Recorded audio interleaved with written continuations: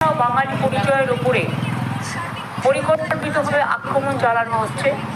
কেউ বাংলায় কথা বললে তাকে অপরাধী হিসেবে চিহ্নিত করা হচ্ছে, তাকে কোথাও বাংলাদেশে পুশ করে দেওয়া হচ্ছে, কোথাও জেলে ঢুকিয়ে দেওয়া হচ্ছে, কোথাও থানায় নিয়ে গিয়ে হ্যারাস করা হচ্ছে।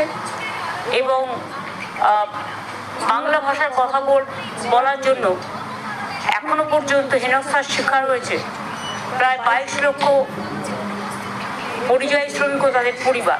এদের মধ্যে ম্যাক্সিমাম আমাদের এখানে পরিযায়ী শ্রমিক, আমাদের যে পোর্টাল আছে সেই অনুযায়ী 22 লক্ষ আছে, কিন্তু বাংলার বাইরের অন্যান্য রাজ্য থেকেও আমাদের রাজ্যে প্রায় 1.5 কোটি পরিযায়ী শ্রমিক আছে।